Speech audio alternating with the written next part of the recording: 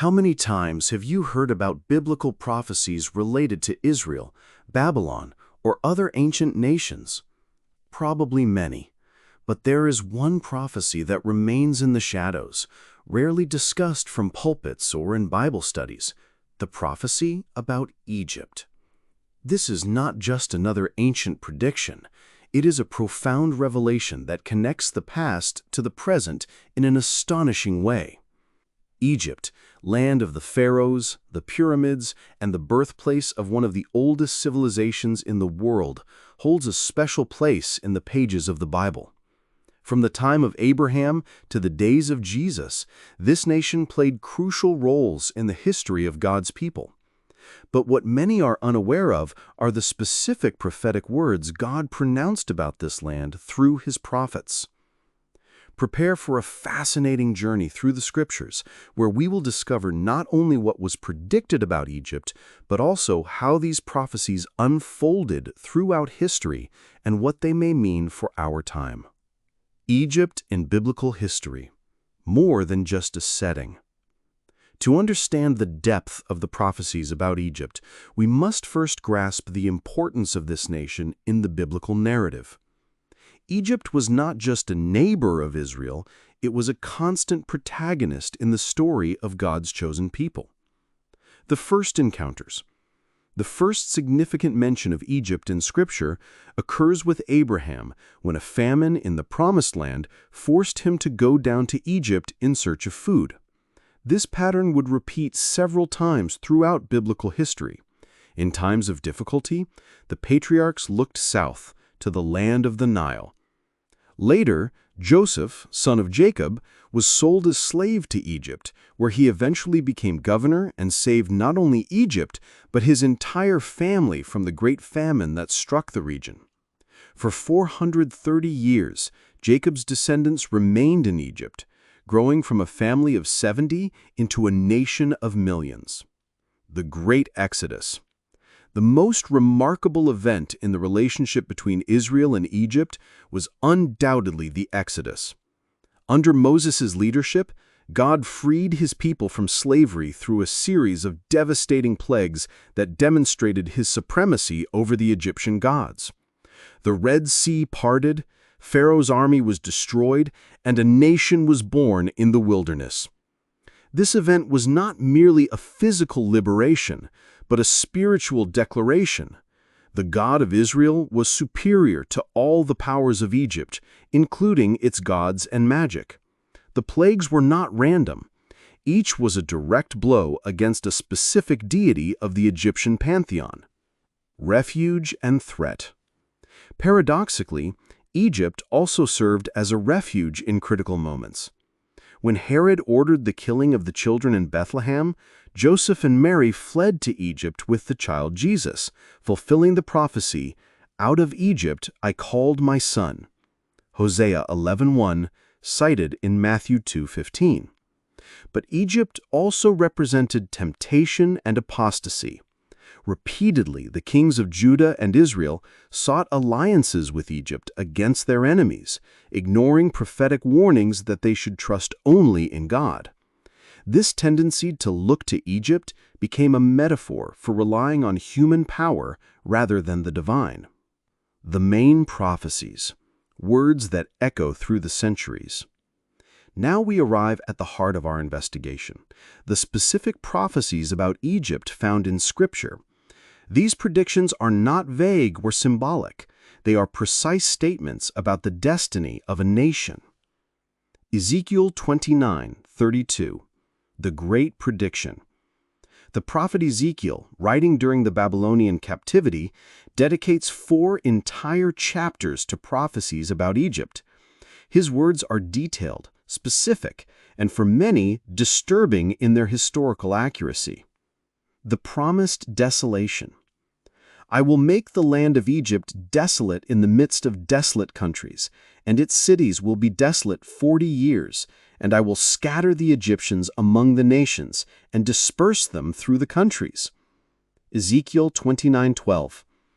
This prophecy predicted not only Egypt's conquest, but its complete desolation for exactly 40 years. Even more astonishingly, it foretold the dispersion of the Egyptian people, unprecedented in ancient history, where conquered peoples usually remained in their lands. The humiliated kingdom. And I will make the land of Egypt the most humble of kingdoms. Never again will it exalt itself above the nations, and I will diminish them, so they will no longer rule over the nations. Ezekiel 29:15. Here we see an extraordinary prediction. Egypt, which for millennia had been one of the world's greatest powers, would be reduced to a permanent position of inferiority among the nations. Considering that Ezekiel wrote this when Egypt was still a considerable power, this prophecy seemed impossible. Isaiah 19, the prophecy of transformation.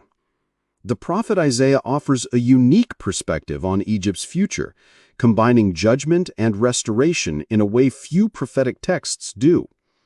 Initial judgment. Behold, the Lord rides on a swift cloud and will come to Egypt. The idols of Egypt will tremble before him, and the hearts of the Egyptians will melt. Isaiah 19:1.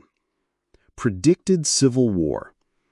I will stir up the Egyptians against each other, and each will fight against his brother, city against city, kingdom against kingdom. Isaiah 19:2. Future conversion. But Isaiah also foretells something extraordinary, the eventual spiritual conversion of Egypt. On that day there will be an altar to the Lord in the midst of the land of Egypt, and a pillar to the Lord at its border. Isaiah 19:19. Jeremiah 46, the final oracle. Jeremiah, the prophet of tears, also spoke specific words about Egypt, focusing particularly on the Battle of Carchemish in 605 BC, where Egypt would suffer a devastating defeat that would change the balance of power in the ancient Near East. Historical fulfillment. When words became reality. The true measure of a biblical prophecy is not just in its words, but in its historical fulfillment. The prophecies about Egypt are no exception. Their realization over history is both fascinating and striking. The Babylonian conquest. Just as Ezekiel had predicted, Nebuchadnezzar of Babylon invaded Egypt around 568-567 BC. This campaign, although not thoroughly detailed in secular sources, is confirmed by archaeological evidence and the Bible itself. What makes this conquest remarkable is that it resulted in the first documented dispersion of the Egyptian people. Unlike other ancient conquests where peoples remained in their lands under new rulers, many Egyptians were indeed deported to other regions of the Babylonian Empire. The Persian period. After Babylon's fall, Egypt came under Persian control under Cambyses in 525 BC. This period marks the beginning of the fulfillment of Ezekiel's prophecy that Egypt would become the most humble of kingdoms. Egypt would never again recover its former greatness as an independent world power. The Hellenistic and Roman era. Even under the Greek Ptolemies and later under Rome, Egypt remained essentially a province, never regaining its status as a major power. The prophecy that it would be diminished to no longer dominate the nations was fulfilled remarkably. The arrival of Christianity. One of the most surprising fulfillments of the prophecies about Egypt was Isaiah's prediction regarding the spiritual conversion of the land. Egypt became one of the earliest major centers of Christianity, hosting prosperous monastic communities and producing some of the greatest theologians of the early church. The city of Alexandria became a hub of Christian learning, and Egypt itself developed a unique form of Coptic Christianity that persists today. Literally, altars to the Lord were established in the midst of the land of Egypt. Prophetic analysis. Unique features of the predictions about Egypt. The prophecies about Egypt possess characteristics that distinguish them from other biblical predictions, offering unique insights into the nature of prophetic revelation. Temporal accuracy. A notable feature is the temporal precision of some predictions. Ezekiel specified 40 years of desolation, a period that seems to correspond to Babylonian domination over Egypt. Such temporal specificity is relatively rare in prophetic literature. Partial reversibility. Unlike some prophecies that predict complete and permanent destruction, the prophecies about Egypt include elements of partial restoration. Ezekiel mentions that after 40 years of desolation, the Egyptians would be gathered again, though as the most humble of kingdoms. Spiritual duality. The prophecies present an interesting duality, judgment followed by spiritual blessing. This progression from judgment to conversion offers a model of how God deals with nations, discipline followed by the opportunity for redemption. Gradual fulfillment. Unlike some prophetic events that occur at specific moments,